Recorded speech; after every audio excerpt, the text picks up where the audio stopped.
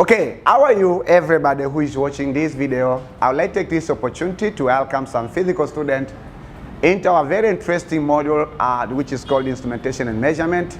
But also let me take this opportunity to welcome some students or maybe viewers or whatever the case, professional engineers or maybe beginners or fundamental, just intermediate engineers into our interesting moments of learning about some theoretical concept, simulation, and practical instrumentation and measurement. We'll be focused on electronics because it's a main focus that we have to focus on, or it's one of the fields where measurements and the instrumentation task is carried on in different industries.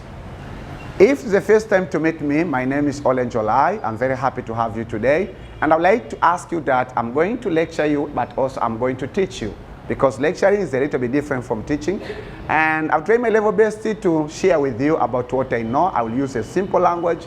I will use real life examples, simple examples. I will try my level best to familiarize you about the concepts of instrumentation and measurement. We are in chapter 1 that's called Introduction to Instrumentation and Measurement. And today we are heading to the lecture 2, where we are going to discuss about user manuals of electronics measuring and testing instruments. And this contains just for any electronics engineer, telecommunication engineer, electrical engineer, computer engineer, biomedical equipment engineer, mechatronics engineer, and even mechanical engineers, because you know in most of mechanical systems we have a lot of electronics measuring instruments which actually performing different tasks. I have some physical students who are pursuing electrical engineering. We call them CBNG 23. Dar es Salaam Ministry of Technology, and yes, we'll join with them. They just give me a campaign, but I want to tell you that we are serious in this business.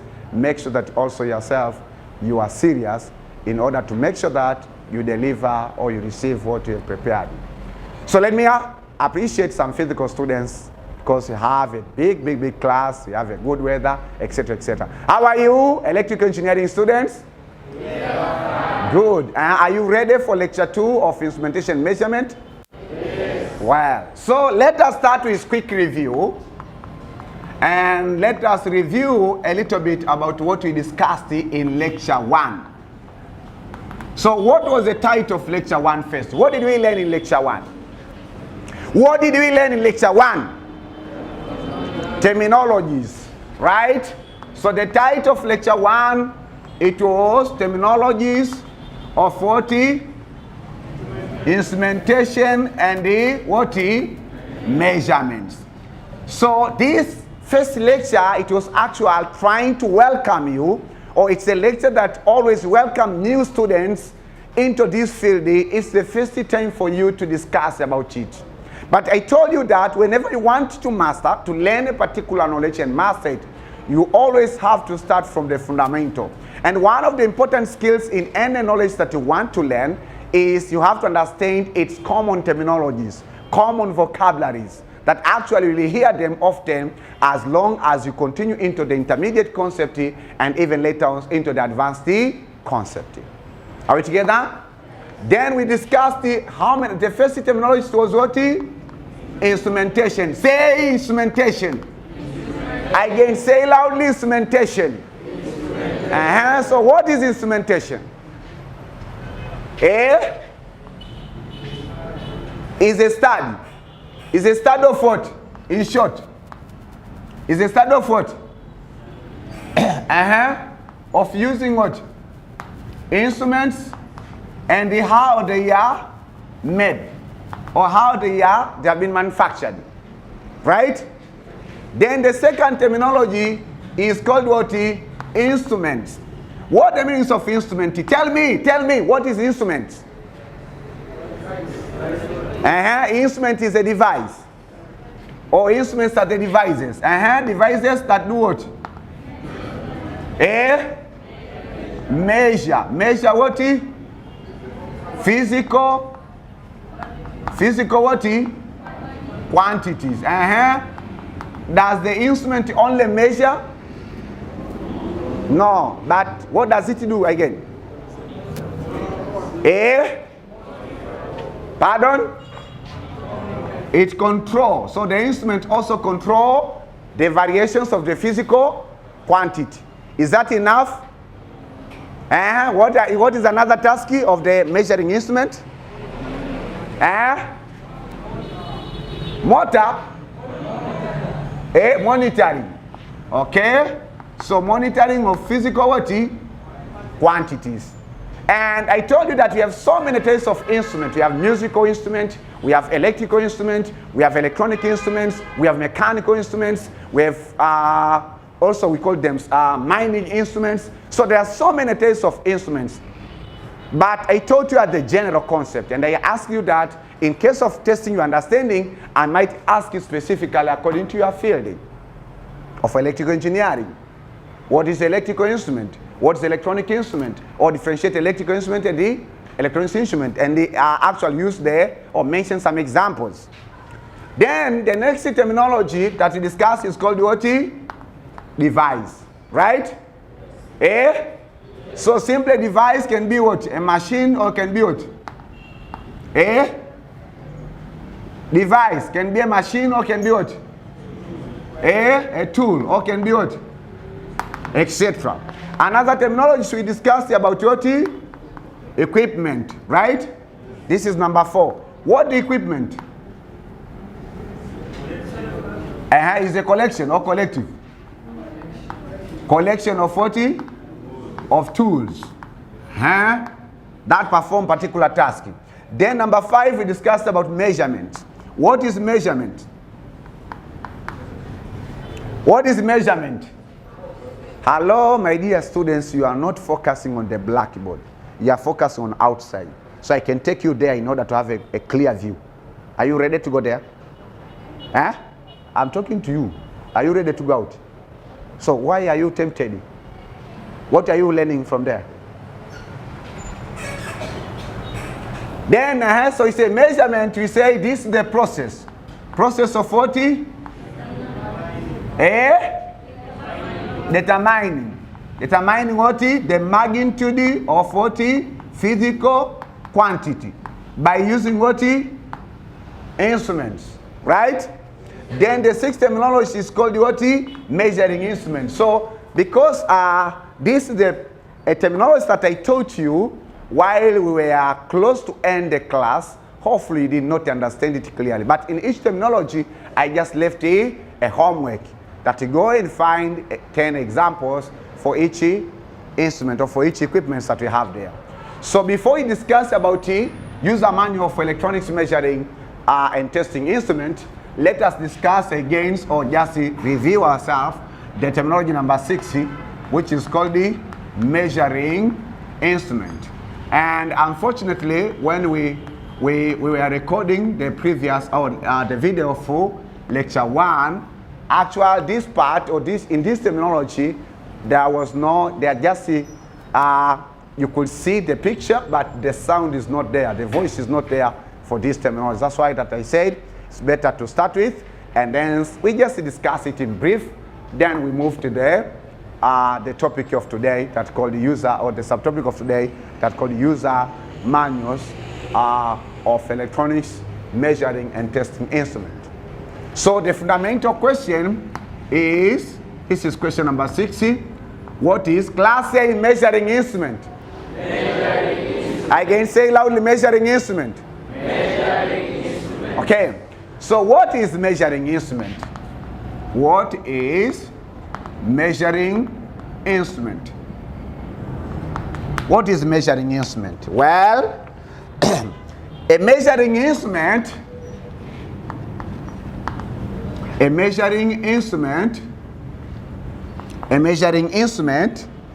is a device, say device, or tool.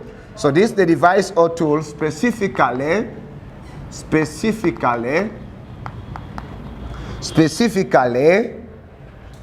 designed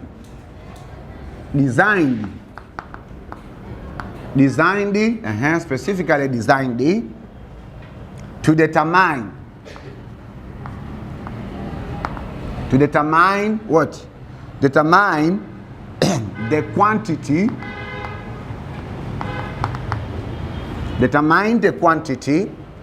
or value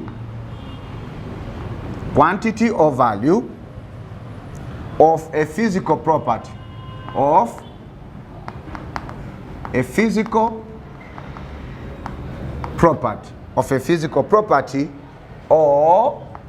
variable.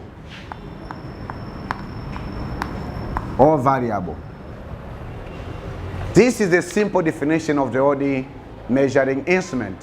1, 2, 3. Read it.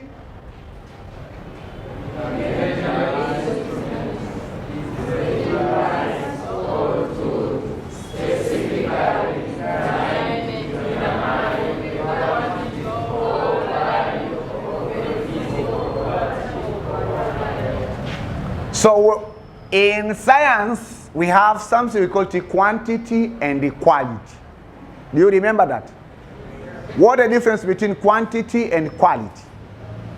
Ask your neighbor, are you quantity or you are quality? Ask your neighbor, my neighbor, are you a quantity or a quality? Ask your neighbor, he's far. He's still watching outside there, the ladies that are passing by. So what did your neighbor say?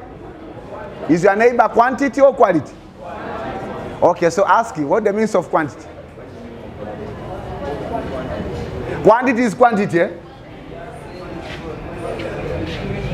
So when you say quantity, it's something which is measurable. Right? It's something which is what? Measurable. Just ask your friend, which type of food did you eat last night? Yes, which type of food did you eat last night? Maybe ugali, maybe makande,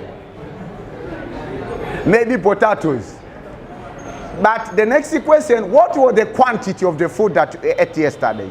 1 kilogram of food, flour, or 1 kilogram of rice, or 2 kilograms? Or did you eat maybe 3 kilograms of potatoes? Some ladies, they used to eat 3 kilograms of chips. 3 plates of chips. So we say that these measuring instruments, they actually determine the quantity or the value. So ask again your neighbor, are you quantity or valuable?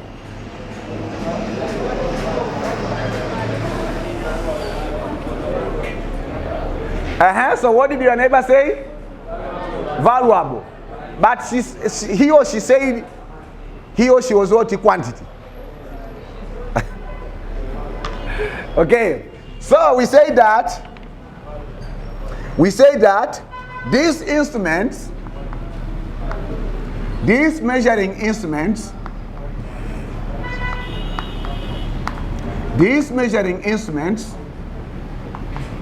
These measuring instruments are used to obtain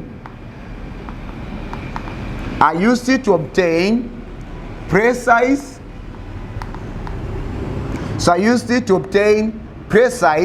measurements. Precise measurements in various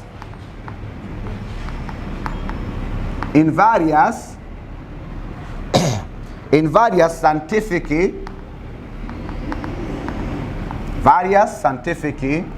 or in various engineering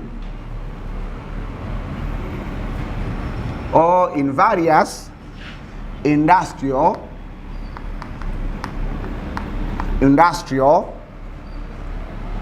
and the everyday application. Everyday applications. So in the second sentence, or the second sentence actual, tell us about where are we doing or where are we using these measuring instruments. And if you do remember that in lecture 1, I told you that I would like to repeat it because I repeat it oftenly. Because, you know, sometimes you might be thinking that I am electrical engineer. Stop writing. I am electrical engineer. That's my profession. And the modules that have been taught right now come from departments of electronics and telecommunication engineering. So why should I not taught the modules of electrical engineering only? Hello, madam.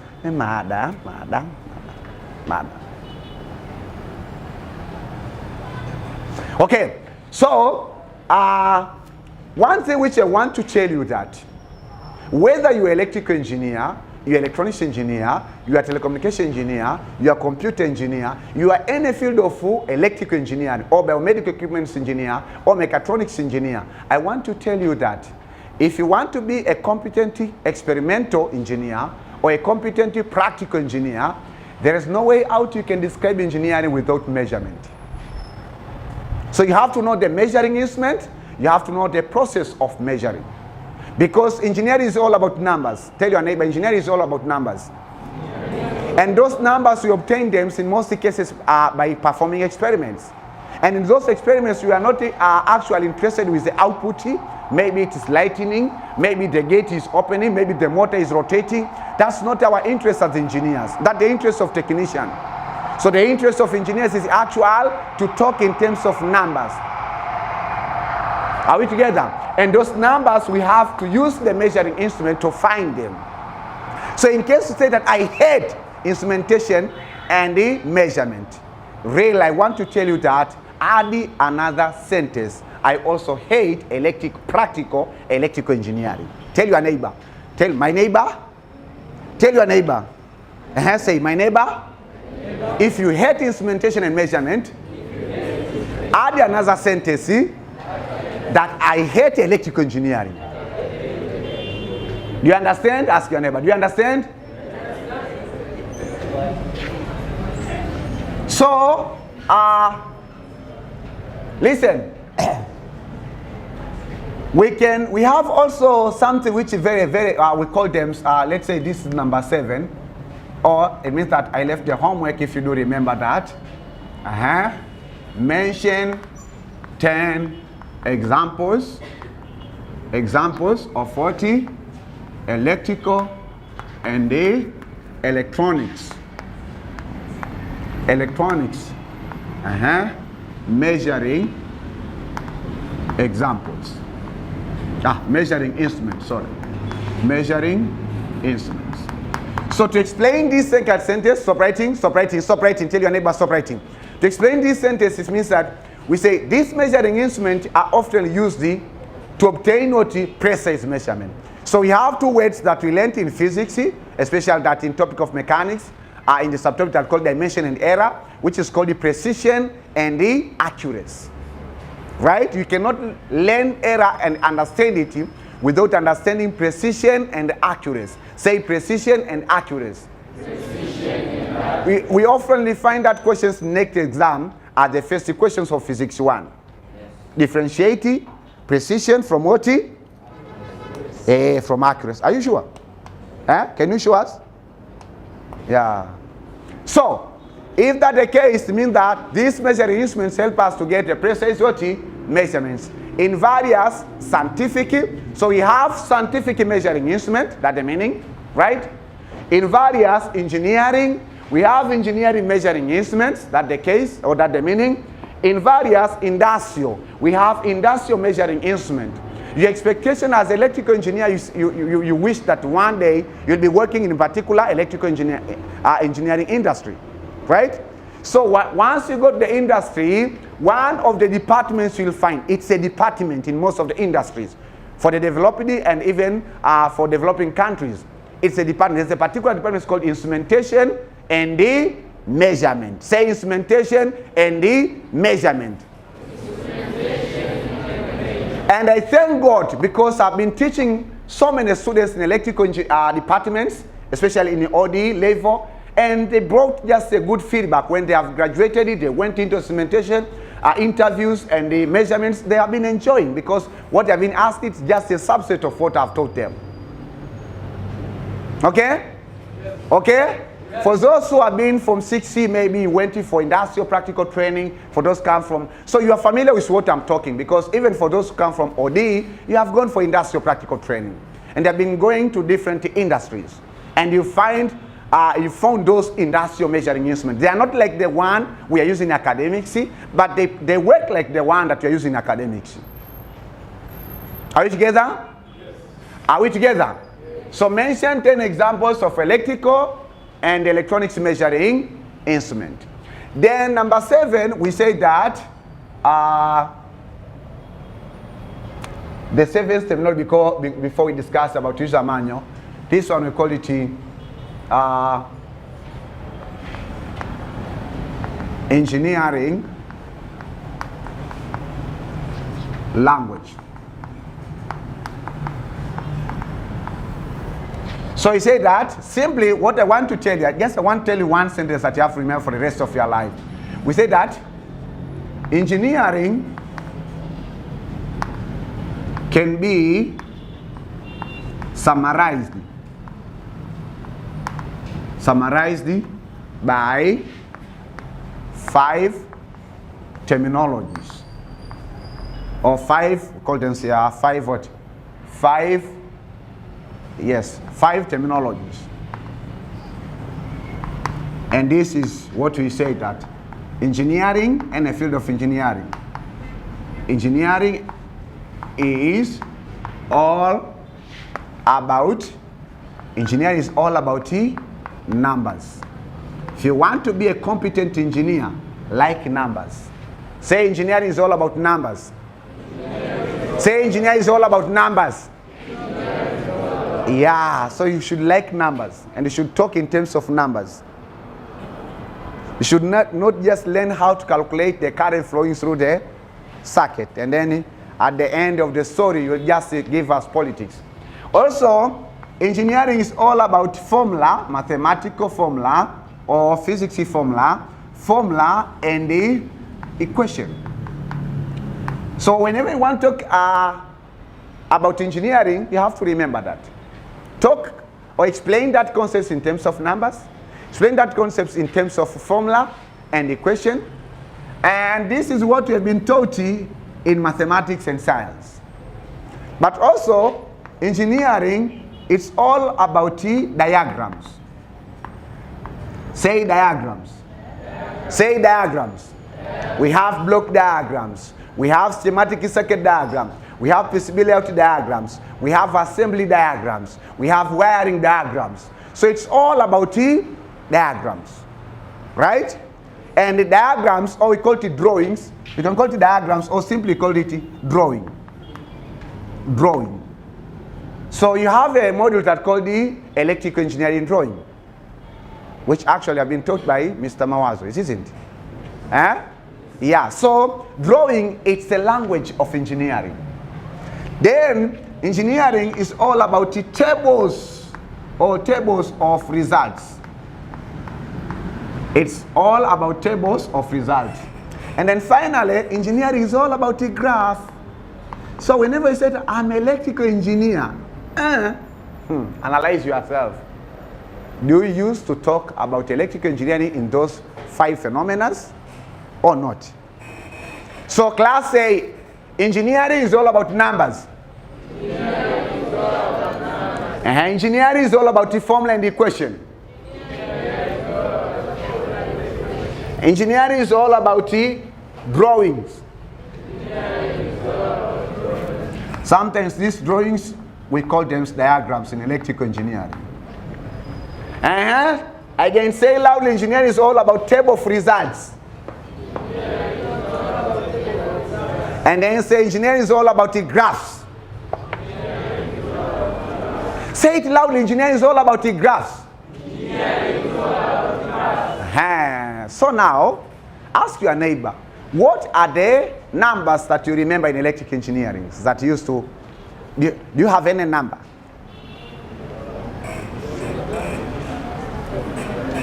Your neighbor say, she or he has a lot of numbers, isn't it? Ask your neighbor, my neighbor, can you tell me one of the formula that you remember in electrical engineering?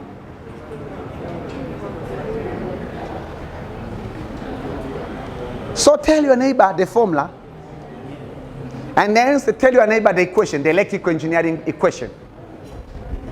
Because you said you're an engineer, so you want to analyze what is in your engineering mind. Or do you want to tell your neighbor about Ubuyu? Then we say engineering is all about diagrams or drawings. So ask your neighbor to draw at least one electrical engineering diagram from his or her head. Not from the exercise book or from the kitchen. Hello, are you there? Talk to your neighbor. And then engineering is all about table of results. So we have so many table of results in electric experiment. So ask your neighbor. This is the 6th week since you have been started semester 1. Ask your neighbor, have you ever drawn even one table of result in electrical engineering? Ask your neighbor. If the answer is yes, ask your neighbor to bring it in this Thursday. Ask your neighbor, but bring for me this Thursday, I want to see it. Then ask your neighbor. So it means that if you want to understand engineering, electrical engineering, we have to draw graphs. So ask your neighbor, have you ever drawn any graph in this semester? If the answer is yes, please share with me or bring to me next Thursday. Because, or in case you have it, show me now. I say bring to me because he or she will tell you that I left it at home or in the hostel. Because I know it is not there. And even yourself, you know that he or she did not draw it. But she just giving you what? A please. And this actual, we have been taught since primary education. Listen, let me just remind you about these 5 terminologies. In physics or level, we had some practical, we had the physics practical, which is actually for elevators, paper 2. Okay? We have been given a problem, for example, of the simple pendulum. You have to set up the experiment, and once you set up the experiment, you'll be given a stopwatch to do the measurement. Do you remember that? Yes. Once you do the measurement, you'll be asked it, you'll be given, or you'll be asked it to draw a table of results. Do you remember that? Table of what? Results. And then, after that, you'll be asked, after you draw the table of results, the next question will be asked you to draw the graph of period T against the length of the string. Are we together? Yes. And you use it to draw the graph. Otherwise, you'll miss some marks. And after you draw the graph, so graph, we are talking about this in science. Table of results, we are talking about this one. After drawing the graph, you'll be asked to calculate the gradient or the slope. Do you remember that? Even the A level, for those who have come from A level 2 years, just 2 years ago. So if you'll be asked you to calculate the gradients, that is a number. Then you'll be asked you to calculate the y-intercept. The y what? The y-intercept. And once you calculate the y-intercept, actually it is what? Numbers. But remember that you cannot calculate gradient and y-intercept without using formula of coordinate geometry. The slope is equal to change in y over change in x. That's the mathematical formula. Are we together? Yes. And then you'll be asked to actual that. We said that after that, you'll be asked to compare. You'll be given a mathematical equation or mathematical formula. For instance, period is equal to 2 pi is equal to square root of length over g. So then you'll be asked that determine g by using the graph. You remember that? G is acceleration due to what? Gravity. So actually, if the gravity is t square against L, you know that actual 2 pi, you'll have, okay, you'll make, it means that you'll take 2 pi over square root of g. Square root of g? Yeah, something like that. Over square root of g, that will be equal to what? The gradient. Then you can determine the value of what? Of g. That is in case of science. So in science, what we are missing actual is just drawings or engineering drawings. That's why we say that engineering is the purposeful use of science. That's all about, because I know as a Tanzanian student, you have a good foundations of theoretical science and theoretical mathematics. Once you come to the higher learning institution, you wish to be a practical engineer. But you don't want to pay the cost of being a practicality, because you think that you'll be waiting the contents in the class and then it will make you to be competent in practical electrical engineering. That's not true. You have to work hard. Are we together? So make sure that if you say I like engineering, electrical engineering, well, like numbers, like formula and equation, like drawings and drawings, especially engineering drawings, like table of result, like graphs. You are not late. If you did not invest in those 5 terminologies, you still have time. Class, are we together? Yes. Any question about terminologies?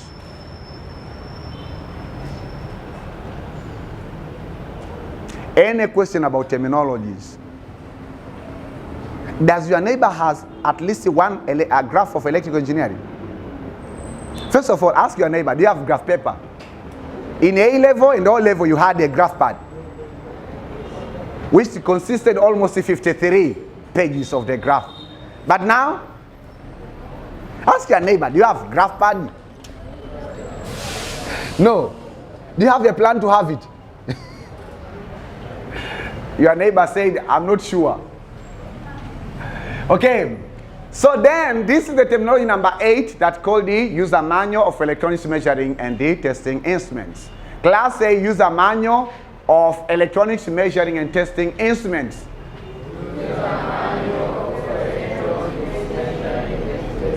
No, that's not a voice of more than 50 students. Say it loudly. 1, 2, 3, go.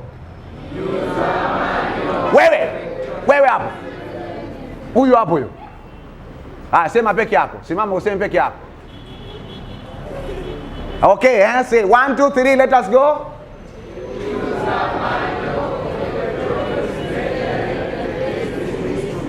Very good. So ask your neighbor, what's the meaning of user manual? Yes. Tell your neighbor, what do you understand about user manual?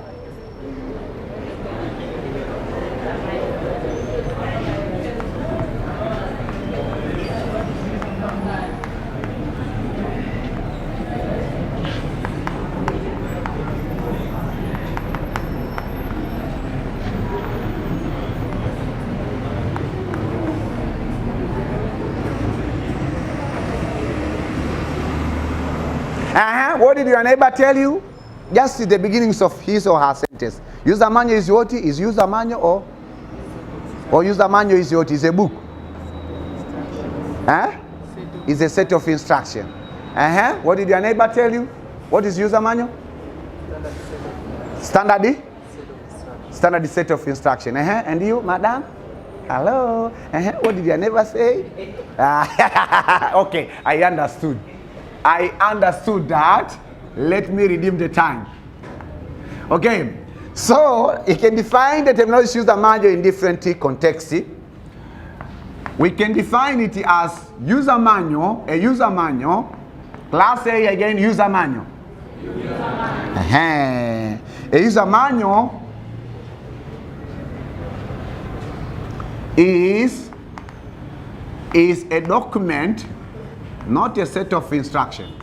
This is the document. Say document. There's a difference between document and book. A book. So this is the document designed, it has to be designed to provide or designed by the manufacturers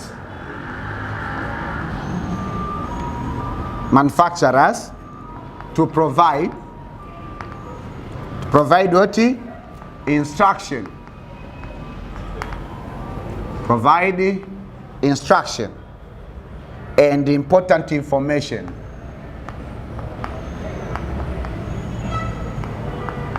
And important information. And important information on how to use, on how to maintain, to use, to maintain, and troubleshoot.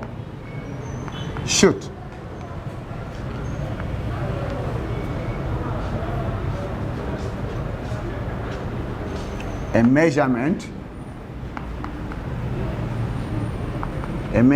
instrument, or a measuring instrument.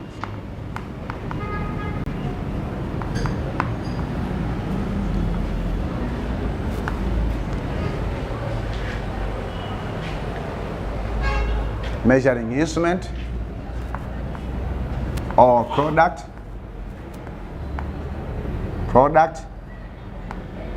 or machine. That's the first definition of user manual. Some other differences define user manual as a user manual. A user manual is a document provided to a user of a product or instrument or machine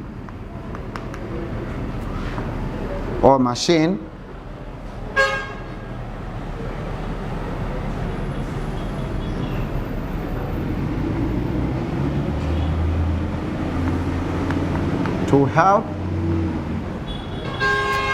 help him or her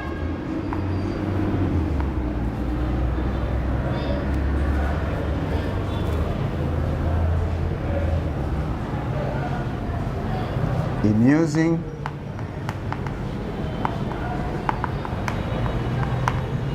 using the particular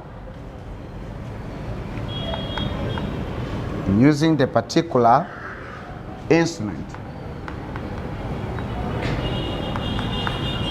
or in using the particular product, or in using the particular system.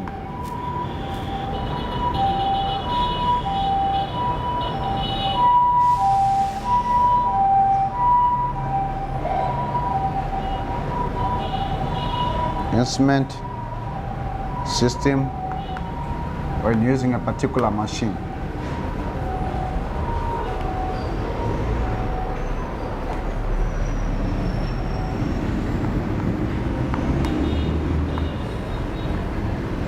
The user manual is also known as instruction manual,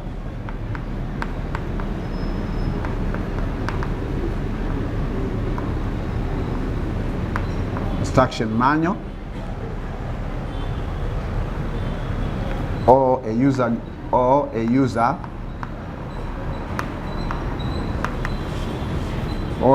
guide.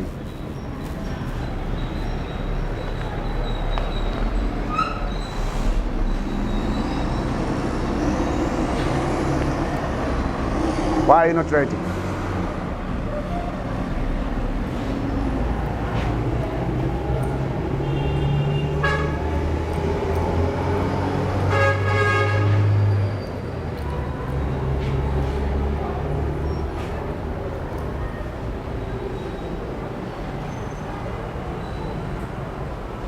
Okay, so stop writing. Let us discuss about definition of user manual, and then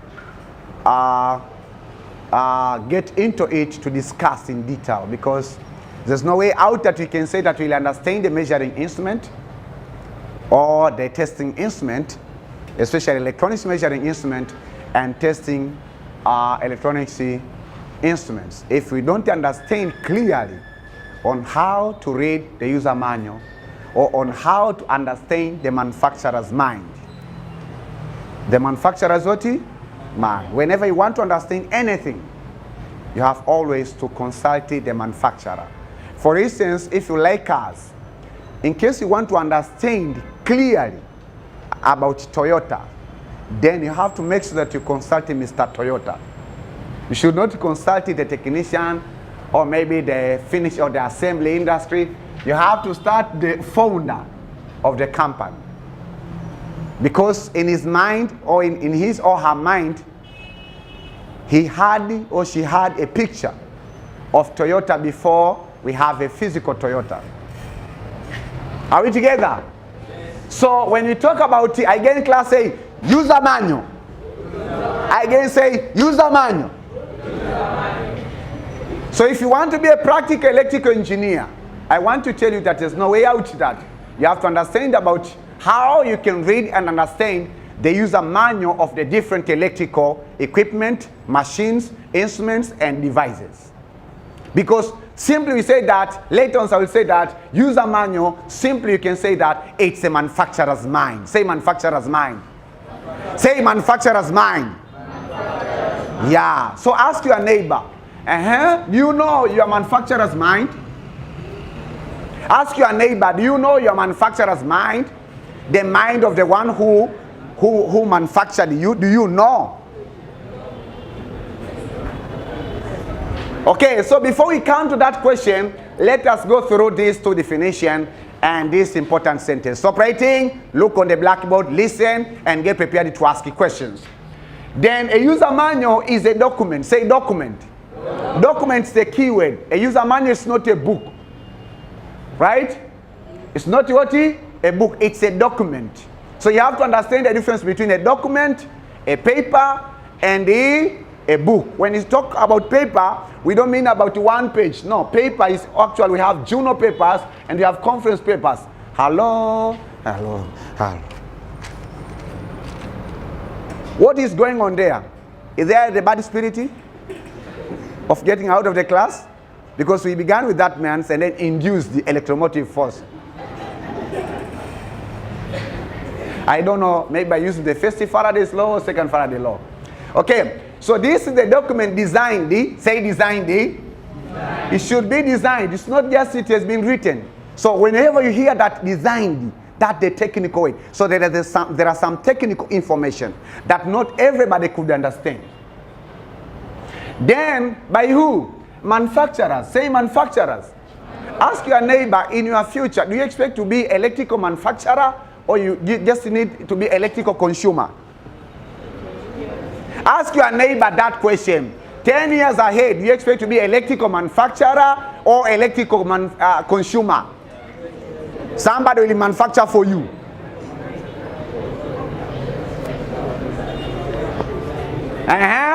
So this has been designed by the manufacturer. Say manufacturers.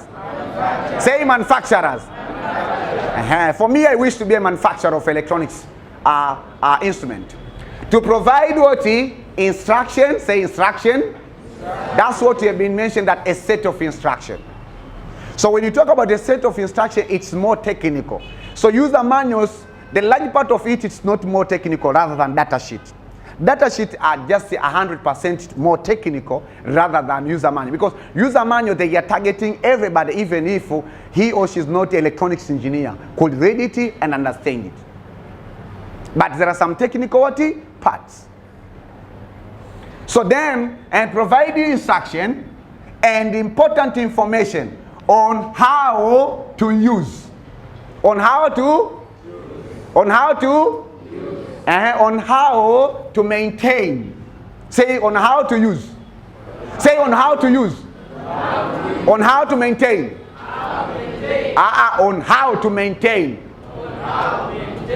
You Bongo people read maintain. No, on how to maintain. That's the meaning of that sentence. Then, and on how to troubleshoot. Say on how to troubleshoot. Troubleshoot what? A measuring instrument or a product or a machine. This is the general definition of user manual. In case of the test exam, we may test you to define user manual of electronics measuring and testing instrument. So you may use the same definition, but you have to adjust it some terms. We may ask you that, define electrical user manual. Okay? So that's what I told you, that our intention is to make sure that we train you to understand, to apply instrumentation and measurement. Then, so if this is the case of what we say, a product or what, or a machine. So from this definition, it's actually, this is very important. If in case I want to use a particular electronics measuring instrument, I should check first in the user manual. Because in the user manual, I will know how to use it. On the user manual, I will know how to maintain if I make some mistake. Hello, madam. What's going on there? Those cars are not belong to you. Yeah. Study instrumentation measurement in order to get the capital to buy yours. And then what will you make sure? Unawagonga wote wanafunzi electrical, ya unawagonga tuwakuta barabarani, si ndio? The second one, a user manual is a document. Say document. Say document. Provided to a user of what? A product or instrument or machine, to help him or her in using what? The particular what? Instrument or product or system or machine. Or machine. That is, yes, machine. Yeah, that's we have a full stop. So that's the meaning of the user manual. But this user manual is also known as what? Instruction manual. Say instruction manual. And also this one is used as what? Or we can call it what? User guide. Say user guide. Have you ever heard about tour guide? Tour guide. In tourism. Have you ever heard about tour guide? So what are those tourists do? They are guiding what? In different places of what? A particular national park. Similarly, the user manual will give you some guidance on using that instrument or machine or maybe what? A product. Also, we say that a user manual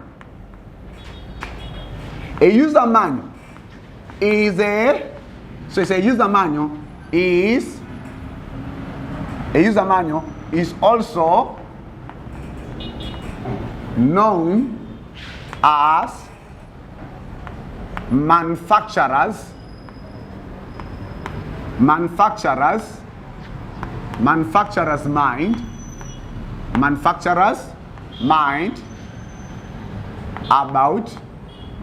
mind about a particular instrument, about a particular machine, about a particular product, about a particular system, etc., etc. So this we call the manufacturer's mind. Say manufacturer's mind. Say manufacturer's mind. Okay, so stop writing. Listen and watch me. Let me clarify what does it mean. From today onwards, I wanted to tell you one sentence that I have developed from my own philosophy of learning engineering. According to my study on different engineering systems, on different real life situations or on the nature, one thing which I learned is actually in engineering, we are just advancing what God has created. So to me, according to my understanding, and according to the different reasons, you can criticize me, I used to say that the first engineer in this world, it's God himself. It's God himself. Why? Simple. For instance, we in electronics engineering, we are always designing microphone. Say microphone. So microphone, the structure of the microphone is similar with the structure of an human ear. You learned about the structure of the human ear in biology, especially from 3. We have outer ear, middle ear, and inner ear. We have part called the diaphragm, and that's all about the structure of the microphone. In electronics, we have so many different types of speakers. We have loudspeakers, we have just moderate speakers, we have normal speakers, even in our mobile phones. So the speakers, the structure of the speaker is just the structure of my mouth. Right now, you are listening to my speaker. And this speaker is not made by a human being. It's not made by my father. It's not made by my mother. It's been made by God. Are we together? Then we are a new generation, teenagers. We like so much about technology. And recent technologies have been actually powered by the power of the cameras. Photographic cameras and video cameras. So go and study the structure of camera. Even the one that I'm using to record this lecture is just the structure of the human eye. But we have so many intelligence cameras. For example, in CCTV, in drones, they are very small, but they're very powerful. So we are the human beings, we are just advancing. We are not creating anything, by the way, because the material we are using has been created long time ago.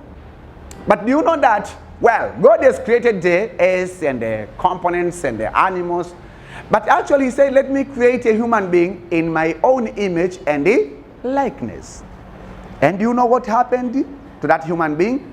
After designing and creating and putting in the Garden of Eden, then God took a manual, which is called the manufacturing manual, which is called the Word of God, and gave that user of the product to understand about himself and the one who has created him. So in engineering, whenever we want to make, or for instance yourself, this is called the digital multimeters. You cannot, okay, you can make this digital multimeter, but I want to tell you that you can commercialize them internationally without having the user manual for this digital multimeter and the user manual for this digital multimeter. Well, are we together? So take this digital multimeter as God has created me, Olenjolai. Once he created me, he put on the earth, and especially in Tanzania. Then, if God did not give me the user manual, I will fail to use what has been created in me. Are we together? Similarly, if I give you this digital multimeter and you don't know how to use it, and you don't read the user manual, you are going to destroy it rather than doing the measurement. Okay, so now let us take this digital multimeter, it's you. Tell your neighbor, that red digital multimeter, it's you. Tell your neighbor, that red digital multimeter, it's you. So this is the one that you have been created. Our fathers and mothers, they have been just a part of the process. Why? My father, for instance, donated the sperm to my mother. And my mother donated the eggs in order to fertilize, and actual Olenjolai has been formulated. But my father did not make the sperm that has made me. And my mother did not make the eggs that has been used to create me, or actually just to formulate me. So that's what one thing which I want to tell you, that if you want to understand engineering, learn engineering from the real world situation of the nature, you will understand, you will enjoy. Ask your neighbor, did you understand? Ask your neighbor, did you understand? So if that's the case, in this class we have more than 70 students. So simply we have more than 70 God's product, right? And each product has been manufactured with particular user manual. That's why myself, I am electronics and telecommunication engineer. Yourself, you are electrical engineer. Why? Because my user manual is a little bit different from the product called the John, from the product called the Andrew. Andrew is Andrew, Olenjolai is Olenjolai, Olenjolai is not Andrew, and Andrew is not Olenjolai. Ask your neighbor, are you like me? No. So, please, before you learn about user manuals of measuring and testing instruments, learn about your own user manual about yourself. That's why I ask your neighbor, why do you want to be an electrical engineer? If your neighbor will answer that question, I'll give you 10,000 now. Precisely. And keep that focus. Your neighbor is just want to be an electrical engineer because he or she want to work in TANESCO. No, in TANESCO we have a number of electrical engineers. They are enough. What value are you going to add in TANESCO? So ask your neighbor, why are you studying electrical engineer? What the purpose? So you may spend much time to learn about user manual of other instruments and you forget about yourself. That is dangerous. You will end on having certificate, which you can notice defense on it. Tell your neighbor, do you understand instrumentation and measurement? Ask your neighbor, do you understand instrumentation and measurement? Ask your neighbor.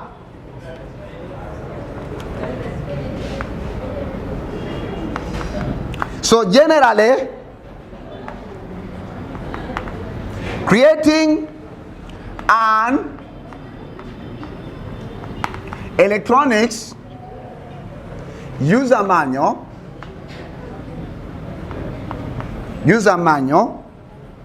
involves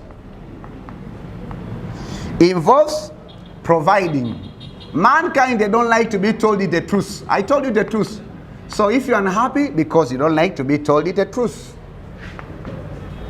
But the goodness of truth, truth remain as the truth. Lie remain as a lie.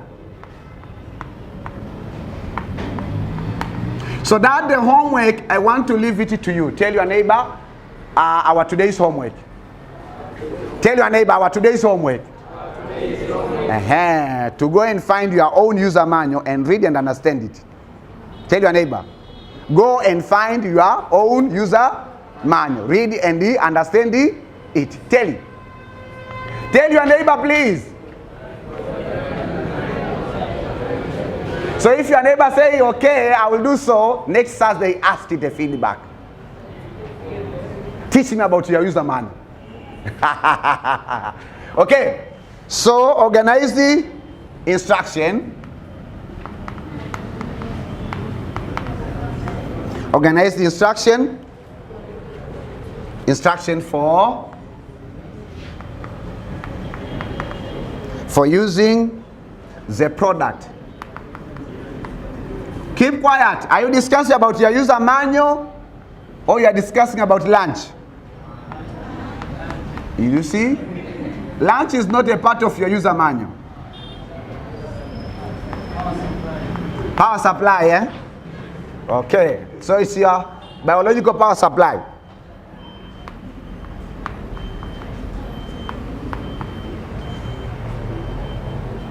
Ask your neighbor, can you show me your user manual of your boom? Ask your neighbor, can you show me your user manual of your boom? Huh?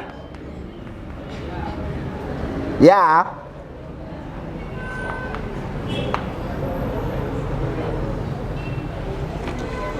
So separating. This is another important, powerful sentence. Hello. Tell your neighbor again, user manual. Tell your neighbor again, user manual. Hey. Even if you forget what I taught you today, but you just say, today I have been taught about user manual. Generally, who is talking? Who is talking? Madam. Generally, Created. So now we are discussing about how these user manuals are created in order for you to understand about your own user manual. First of all, ask your neighbor, do you enjoy this lecture too? So I told you that learning is entertainment. Learning is not a battle. Learning is what? Yeah, you have to enjoy it. It's just like a football between Simba and the Yanga. Okay, general creating. So now we are discussing about how these user manuals are created. Why do we teach you about how this? Because we expect you one day you may create an electrical product and you are responsible to write a user manual. Are we together? Or maybe your friend created a particular product and give you an assignment that write a user manual in order to have business cooperate. Ask your neighbor, when are you going to start your own electrical business?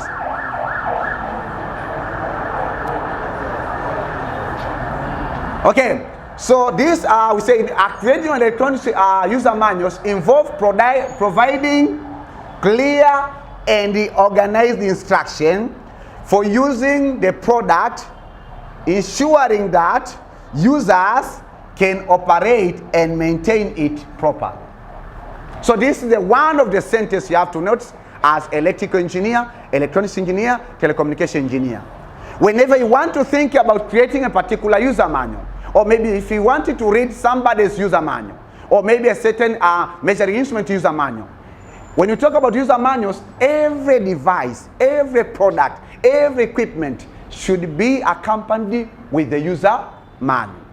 But we Tanzanian, say we Tanzanian, aka Bongo people, tell it, aka Bongo people, we don't like to read user manual. Do you want me to prove? Yeah. So take your mobile phone. Take your mobile phone. Take your mobile phone. Have you taken it? Then tell your neighbor, when you bought that mobile phone, did you buy a mobile phone and you've been given a user manual for that mobile phone? Just tell your neighbor, because I know you don't have even idea that that mobile phone has a user manual. And if you didn't go through your user manual, maybe you are using your mobile phone just 20% of what your mobile phone can do.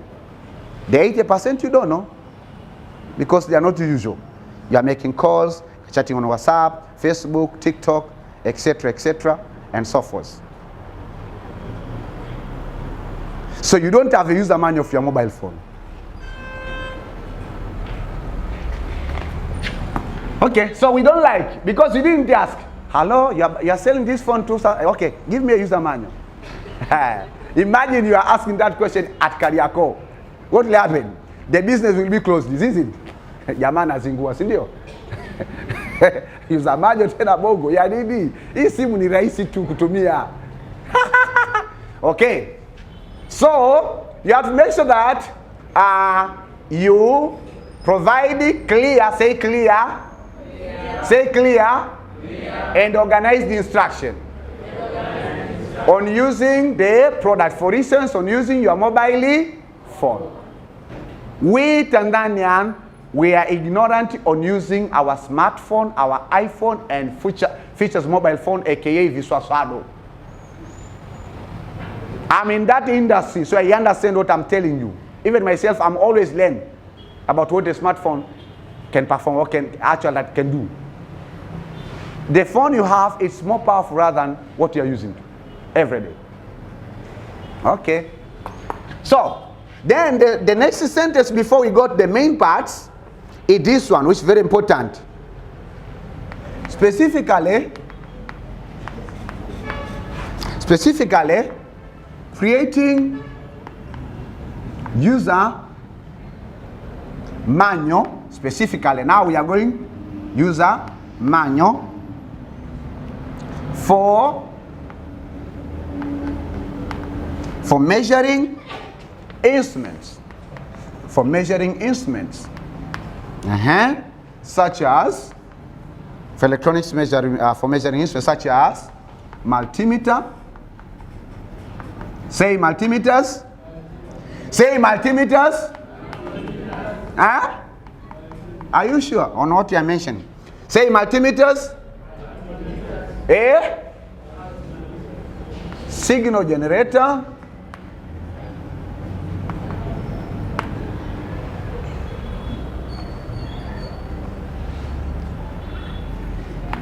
Etc. requires clear instruction.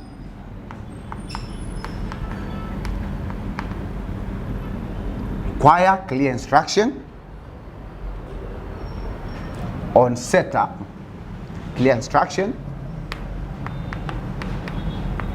on setup, operation,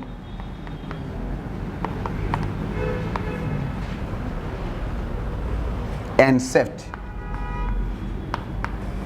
These are the main issues that you have to discuss on your user manual.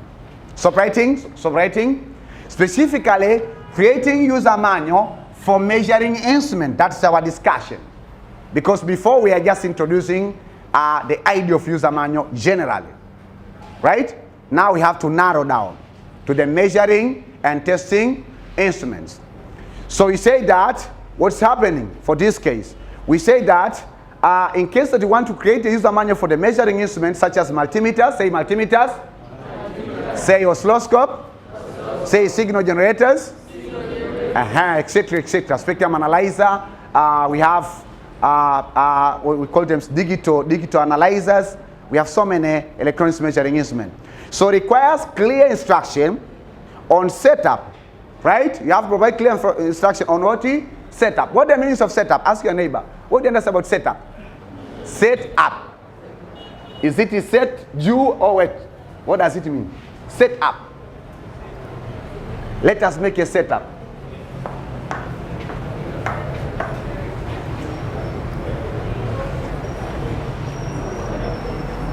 Setup, operation and safety. Say setup, operation and safety. Setup, operation and safety. So explain how the user will set up that measuring instrument. Hello? I told you to take your mobile phone, but I didn't ask you to return it to the particular place. Please return your mobile phone to the particular place where it was. Because I see one of your classmates is actually enjoying enjoying the recent messages on WhatsApp, on TikTok. Okay, so we say that you have to explain how to set up, how to operate, and the safety. Say safety. Yeah, so those are the main parts that you have to discuss about that measuring instrument. One thing which I want to tell you, listen, user manuals for the technical instruments might differ from the consumers' electronics or electrical devices.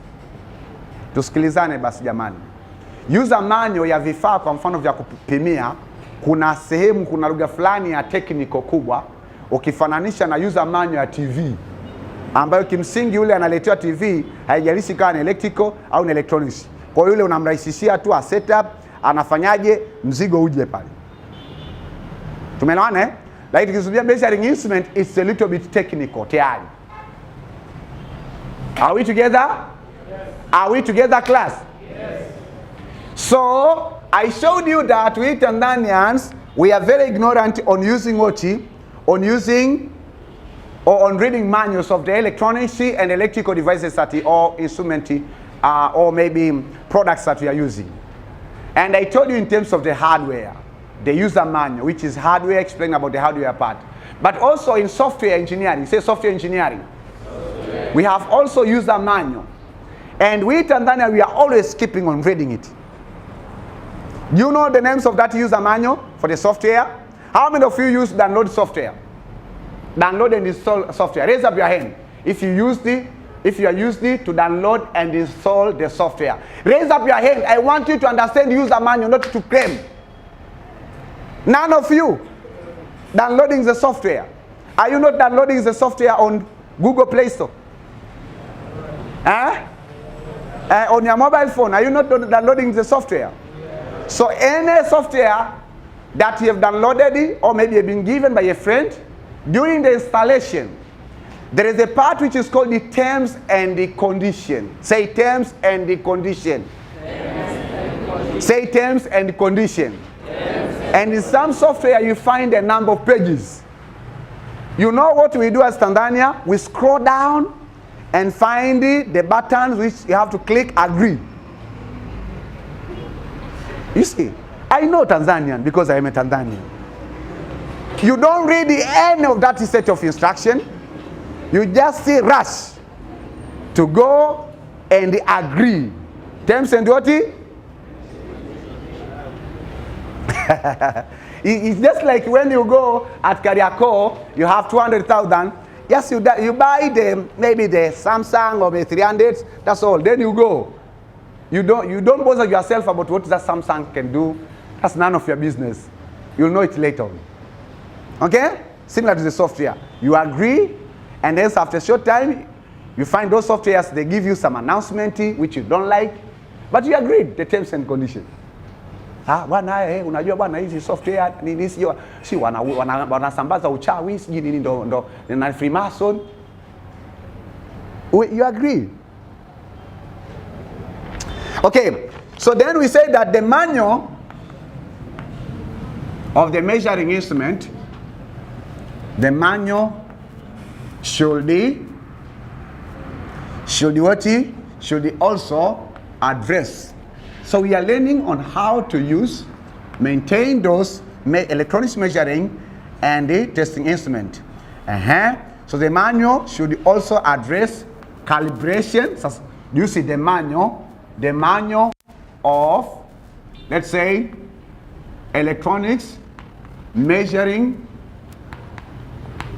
instrument. Should also address what? So in addition of setup, operation and safety, the manual should also address about what? Calibration. Say calibration. Class, say calibration. Say calibration. Also the manual should also address about what? Troubleshooting.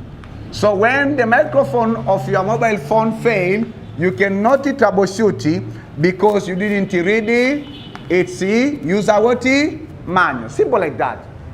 But once you have the user manual, you can troubleshoot some parts of your mobile phone. Once you send to Kariako, you'll pay 10,000, you'll pay 20,000, but it just see when you think about what has been done by that technician, you may do even within 30 seconds. But because you're ignorant, there's no way out. You have to pay somebody who invested on it. Calibration, troubleshooting, and what? Maintenance. Maintenance. Maintenance. Maintenance. Maintenance. Maintenance. Say maintenance. For maintenance. For these precise tools. Then, after introducing to you, let me know first of all, did you understand the meaning of user manual? Did you understand the meanings of user manual? Yes. Will you claim or you have already understood? Yes. When we meet on the way, should I ask you its definition? Yes. Outside of the class. Are you ready to answer? Yes. Or will just turn on your data? Turn on or turn off? Well, so if that's the case, ladies and gentlemen, now let us go into the longest part for this topic. That's called the main parts. The main parts of electronics you have understood. Now let us get into the user manual of the measuring and testing, electronics measuring and the testing instrument. The main parts of electronics user manual. Is it electronics or you have to focus? Electronics. Oh, sorry. Think that. Let me Wait, moment. What? Should the main parts of user manual of electronics. Stop murmuring. Stop murmuring.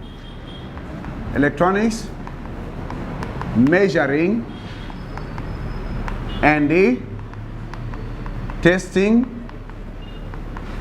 instruments.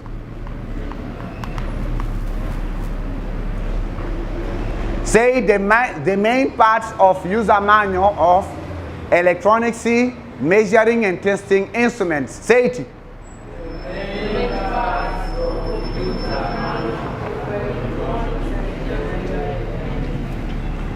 So mostly user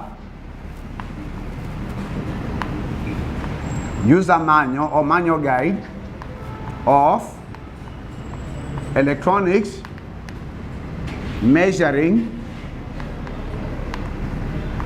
and testing. What is your neighbor talking? Testing instruments have 10 main parts. So the following is a list of these 10 parts.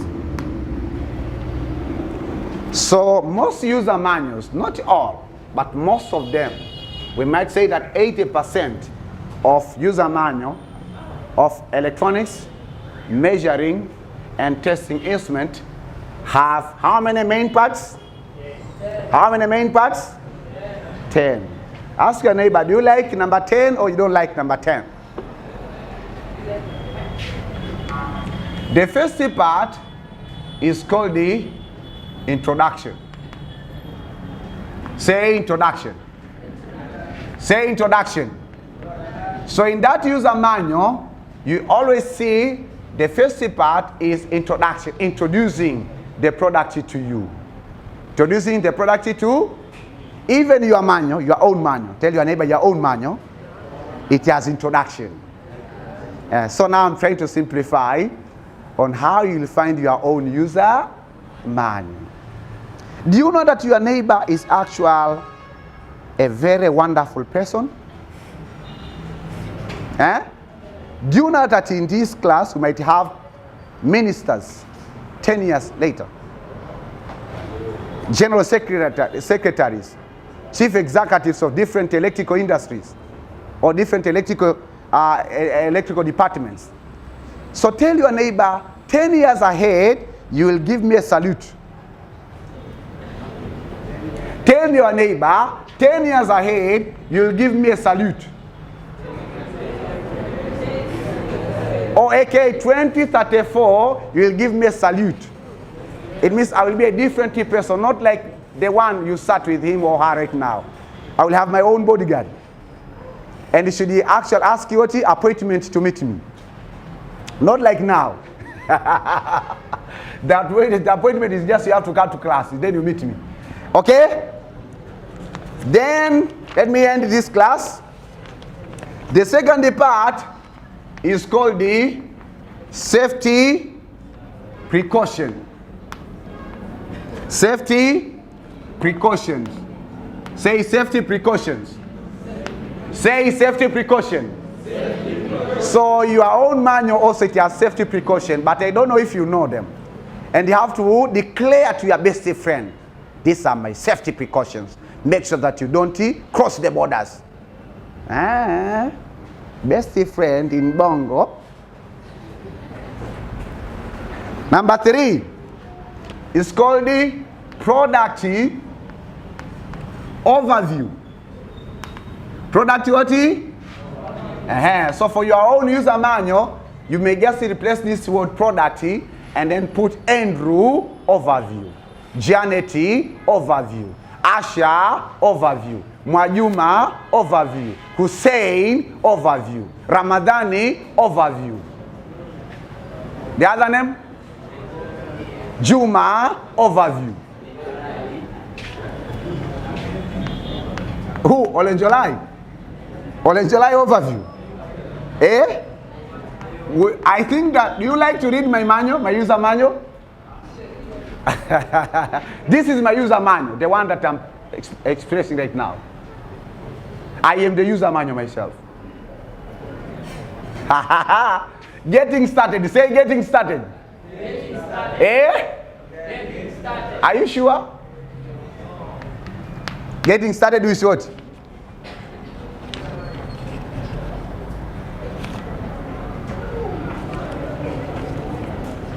Then the next part, after getting started, product overview, we have number 5, we have number 6, we have number 7, we have number 8, we have number 9, we have number 10. So let me leave this as your homework. Fill the blanks. Yes, any good teacher should always leave the homework to his or her dearest students.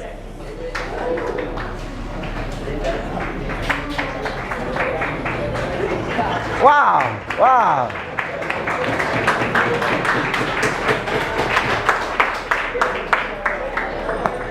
Thank you very much.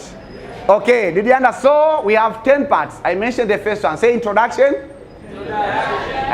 Safety precaution. Safety precaution. Product overview. Getting started. Getting started. So then number 5, number 6, number 7, number 8, number 9, number 10. Just go and fill the blanks. In lecture 3, we'll just start on me answering this question. So you should not worry to try. Okay? Yeah. Thank you very much. So, did you understand the concept? Yes. Wow, wow. So this is the end of lecture 2. Use a manual for